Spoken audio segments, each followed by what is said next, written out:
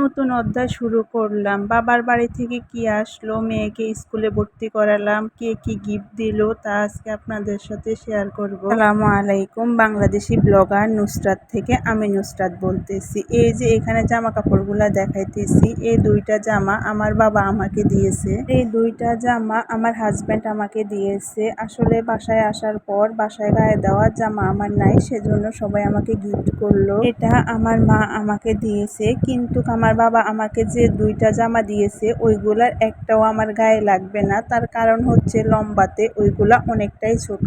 আমি আমার ছোট্ট কিচিং রুমটাকে সময় পাওয়ার পরই আমি সুন্দরভাবে গুছিয়ে ফেললাম, কারণ জিনিসপত্র এলোমেলো থাকলে আমার কাছে একটু ভালো লাগে না, গোছানো থাকলে অনেকটাই ভালো লাগে। ছোট্ট কিচিং রুমে এখনো অনেক কিছু আনা বাকি, টুকটাক জিনিসপত্র আনা হয়েছে। আপনাদের ভাইয়া বলছে আমাকে সুন্দর সুন্দর জিনিসপত্র কিনে দেবে, তো একটু সময় লাগবে। ধরে তো আর গাছে ওঠা শিখে যায় না মানুষ, অনেকটা মাস অনেকটা বছর সময় লেগে যায়। সেজন্য আপনাদের ভাইয়া আস্তে আস্তে সবকিছু করবে। আমি 5 লিটার তেল নিয়ে নিলাম। আমার 5 লিটার তেল প্রায় 3 মাস চলে যাবে। আপনাদের কয় মাস যায় অবশ্যই কমেন্ট করে জানাতে কিন্তু ভুলবেন না।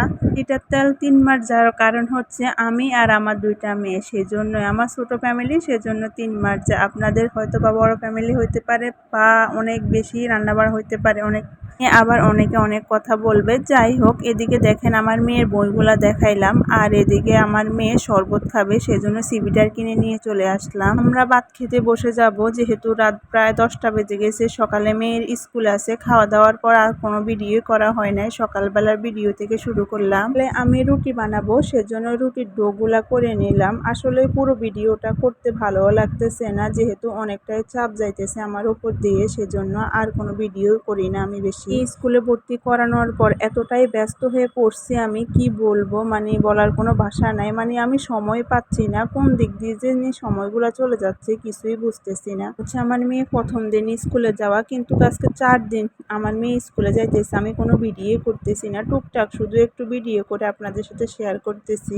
6টার সময় ঘুম থেকে উঠলাম, উঠে একদিকে তরকারি বসিয়ে দিলাম, আরেকদিকে রুটি বানিয়ে নিজেরা খাবো, আর তরকারিটা এদিকে হয়ে যাবে। তারপর রুম গুছানো, কতগুলা যে কাজ একসাথে আমার হইতেছে। তো গুছিয়ে যদি কাজ করা যায় তাহলে অল্প সময়ে কাজগুলা শেষ হয়ে যায় আমার মনে হয়। আপনাদের কি মনে হয় অবশ্যই কমেন্ট করে কিন্তু জানাতে ভুলবেন না।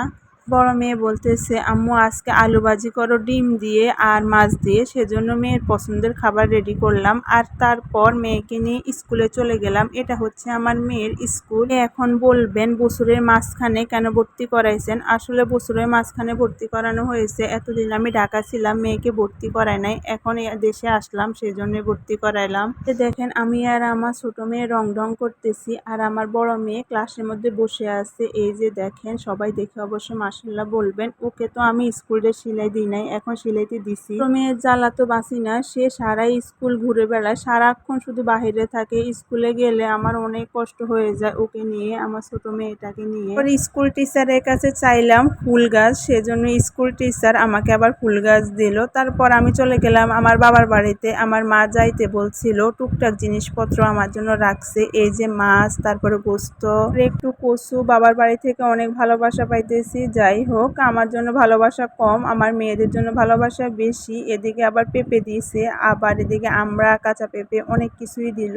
থেকে যে ওই ফুল গাছগুলা আনলাম, এগুলো আমি সুন্দরভাবে সাজিয়ে রাখলাম। এই যে দেখেন, আজকে তো ফুল ফুটছে, ওই ভিডিওটা আপনাদের সাথে শেয়ার করব। এটা হচ্ছে গাছ লাগানোর পরে। এই পর্যন্ত, আল্লাহ হাফেজ, ভালো থাকবেন সবাই, টাটা।